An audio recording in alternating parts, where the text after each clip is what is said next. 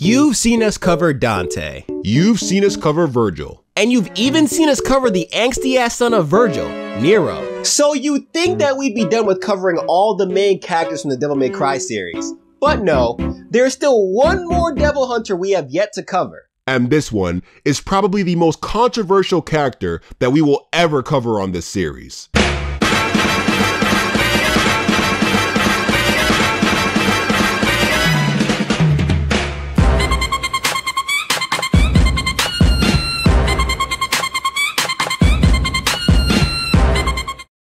Limbo City, a town secretly under the control of demons, and the setting of this tale. At the helm of this fucked up city is Kyle Ryder and his really ugly wife, Lilith. Kyle is a businessman that is using debt to keep the city and honestly the whole world under his control. But he has one problem. One person that he fears is capable of ruining everything for him. Enter our edgy-ass protagonist, Dante. Dante knows about the demons that are hiding within the city, and since his youth has made it his mission to murder any that mess with him. But don't get it twisted. He's not doing this for some noble cause like saving the world or whatever. Demons have just been chasing him for like his whole life. And he also just doesn't fuck with them. So we start our tale with Dante chilling in his trailer, recovering from a hangover. His rest gets interrupted by a sidekick named Cat, who states that a hunter demon has found him and is planning to kill him. Dante could honestly care less, but then the hunter shows himself and drags him into Limbo, the realm where demons reside. So Dante suits up,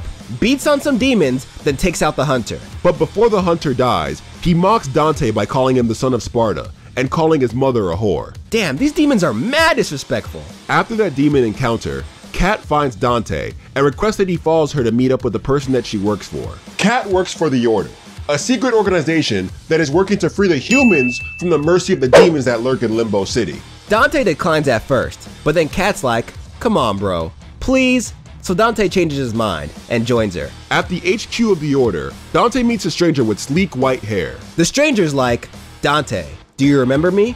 Or your childhood? Dante's like, nah bro, I had meningitis when I was a kid and lost my memories. Then the stranger's like, yo, they told me I had amnesia. Then Dante's like, okay, your point? Realizing that his attempt to break the ice didn't go too well, the stranger then introduces himself as Virgil. Then he asks Dante to join the Order in their fight against demonkind. Dante's like, nah fam, I'm good. So Virgil asks Dante to at least allow him to reveal who he truly is. Dante reluctantly accepts and is given his whole backstory. So a long time ago, the ruler of demons was some dude named Mundus, and his most trusted comrade was another demon named Sparta. Everything was copacetic until Sparta decided to hook up with the angel Eva. The couple gave birth to two boys, Dante and Virgil. But because they were the product of the union between an angel and a demon, they were deemed as special beings known as Nephilim. When Mundus found out about this unorthodox union, he ran up to Sparta's and Eva's home, murdered Eva, then banished Sparta. Luckily, before Sparta was banished, he wiped out the memories of his two children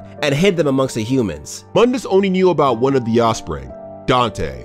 So he started using Kyle Ryder as a human guise to control the media and send demons after Dante. So it's similar to the original Dante story, but just way more fucked up. After Virgil tells Dante all of this, Dante decides that he needs to beat the shit out of Mundus for doing his family dirty, then joins the Order. So Virgil lays out their objectives. First, they need to attack the Virility headquarters. Virility is a soft drink that has been spiked by Mundus' demon henchmen. The drink keeps humans docile so they don't randomly decide to revolt against the demons. Second, they need to attack Raptor News headquarters. Mundus uses Raptor News as a medium to release propaganda that makes his human guys seem like a decent guy. Third, they need to draw Mundus away from the Hellgate, the source of his power. Once they do that, they can kill Mundus and save the day. With their plan laid out, Dante decides to go after Virility first, cause soft drinks are bad for you. The demon responsible for spiking these soft drinks is a succubus named Poison. So once Dante kills Poison, humans will be free from Virility's hold on them. So Dante and Cat roll up to the Virility HQ, Dante bodies a few demons,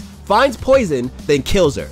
Pretty simple stuff. With Virility out of the way, it's time to take down Raptor News. Before this, however, Dante and Cat have a little heart-to-heart, and Dante reassures Cat that he's going to do his best to free mankind from the whole of Mundus. Aww, Dante's trying to do good for a change. That's nice. So after that little episode of character development, the duo regroups with Virgil, and they set their sights on Bob Barbas, the demon in charge of Raptor News. Alright, so before we continue with the video, I just want to give a quick shout out to this video sponsor.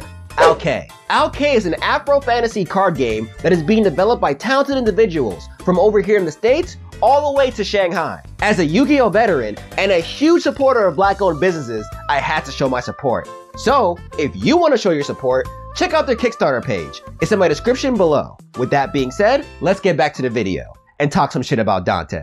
Dante makes his way into the Raptor News HQ. Within the building, he finds another demon named Phineas. Phineas recognizes that he's the son of Sparta and Eva, then decides to help him since Sparta used to be one of his homies. Dante accepts the help, and they move forward together. On their journey through Raptor News HQ, Phineas mentions Asiel, a Nephilim that existed before Dante. There were many Nephilim that existed before Dante and Virgil, but they were hunted down because of their immense potential and the dangers they pose to demonkind. Phineas tells Dante that if he finds Asiel, he may be able to unlock his full potential. So Dante eventually finds Asiel, and through finding her receives a message from his mother. His mom is like, "Hey man, I'm sorry for not protecting you and shit. Here, have this new power." Then Dante receives his devil trigger, and he and Phineas continue to make their way towards Bob. Once they get close, Phineas dips because he's old and can't keep fighting like this. But before he leaves, he tells Dante about Mundus' main weakness, Lilith.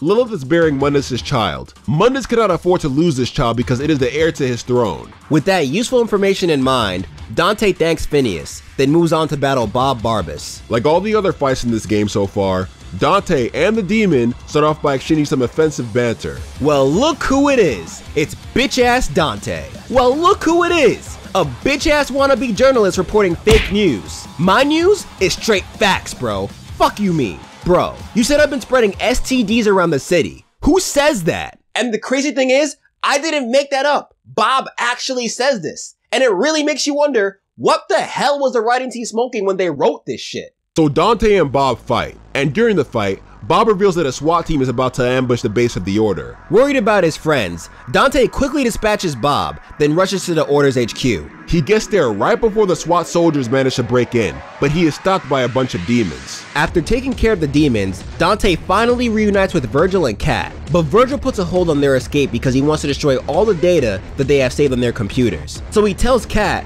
to start the self-destruct sequence for the base. Really, Virgil? Holding up the rescue operation because you're afraid the Popo might find out about your hentai collection? Come on, bro. Dante reluctantly follows Virgil's orders and fends off the demons that are trying to attack them. However, the SWAT team managed to break in, and Virgil tells Dante that they need to go and leave Kat because they are in limbo, while Kat is still in the real world. Dante doesn't want to leave his love interest, but he has no other choice. He promises that he will come back for her, then watches in horror as the SWAT soldiers beat the mess out of Kat and kidnap her. Once Dante and Virgil get to safety, they receive a message from Mundus, telling them that Kat will be returned to them safely only if Dante submits to Mundus. Virgil refuses to trade his brother for Kat, but Dante has another idea. He remembers that Lilith is bearing Mundus' child, so he proposes that they kidnap Lilith and offer her up as a trade for Kat. Hey, there you go, Dante. Thinking of dope strategies to save your girl. Virgil isn't for the idea and thinks they should just forget about Kat altogether. But Dante wears the pants in this brotherhood, so he does what he wants and heads over to the Devil's Alliance nightclub to confront Lilith. He finds Lilith, and before they battle, she gives birth to her child. Right there. That's just wrong in every way. So Dante beats on them, then offers to spare both their lives, as long as Lilith does what he says. Lilith submits because she knows she ain't shit. Then Dante responds to Mundus' video by sending one back, offering Lilith and the demon child as a trade for Kat. Mundus is forced to accept. Then the two parties meet at a harbor to commence the trade. But during the trade, Virgil does some wild shit and shoots Lilith and the kid. Virgil, the hell is your problem? The two parties immediately start shooting at each other, while Kat runs over to Virgil and Dante. Mundus gets pissed and sucks everyone into limbo. But thanks to Dante, our heroes escape and return to their hideout. Kat tells the two brothers that she managed to figure out exactly how Mundus' hideout works while she was in his possession. So now, it's time for them to take out their last threat, the demon ruler himself. With the help of Kat and Virgil, Dante storms into Mundus' building, then confronts the angered demon. Mundus is like, bro, why'd you have to kill my kid? Dante's like, I did it for the freedom of mankind. Then Mundus is like, mankind's freedom? All humans do is fight, kill, and ruin each other's lives. I brought order. I'm doing mankind a favor. Then Dante's like, oh wait, I forgot. I'm no hero. I just did it cause screw your kid, son.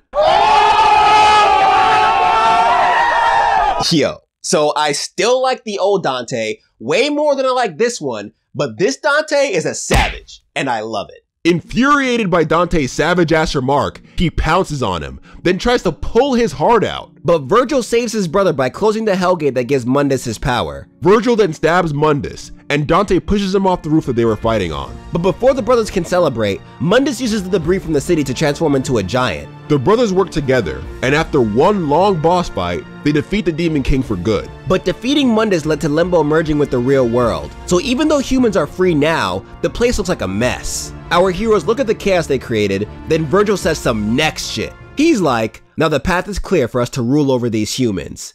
My guy, what? Alright, so it turns out that Virgil's whole plan was to knock Mundus off the demon throne so that he and Dante could take it. According to Virgil, humans are unstable beings, and they need more powerful beings, like him and Dante, to rule over them. So as much as the two DMC stories differ, one thing still remains true. Virgil is a dickhead, but the original Virgil is still way better. So Dante is like, well, can't have that, so he kills Virgil. Or almost does, until Cat is like, wait, Dante, don't kill him, that's still your bro. So Dante spares his brother, and lets him go, letting him know that Earth is under his protection now. Then a butthurt Virgil leaves to fight another day, alluding to a sequel that will never happen. And that is the story of the DMC reboot Dante. I hope you guys enjoyed it. I'm gonna be real with you guys. Before I made this video, I did not like this Dante. And after making it, still don't really like him. But he's not as bad as I thought he was. He's actually kind of cool. But the original Dante and all the characters from the original Devil May Cry are just so much better. They're way better. If you've only played the DMC reboot, stop it and go play all the original Devil May Cry games, because the story's so much better, so much more fun. Dante's so much cooler, Virgil is so much better, everything's just better. It's just better. With that being said, if you enjoyed the video, please do not forget to like, share, comment, and subscribe if you have not already. Let's try to get this video to 2,000 likes in 24 hours. We didn't get it last time, but I think because this is Devil May Cry, and I know most of you guys love Devil May Cry, we could possibly get it this time. Let's try to. Shout out to all my dope patrons that make videos like this possible with their very kind donations. And if you are not already a patron, go to my Patreon page in the description below and find out how you can support the channel for as little as $1 a month. And another shout out to the people that were kind enough to sponsor this video, OK. Once again, check out their Kickstarter page. Don't forget to follow me on all my social media pages in the description below, and my Twitch, which is also in the description below. And the next person to be covered on Honest Gaming History is... I don't know, it might be Sub-Zero, I'm not too sure. I'll let you guys know in my little community page on the channel. With all that being said, please do not forget to hit that bell to stay updated with everything that I do on this channel. Be easy, stay lit, and take care.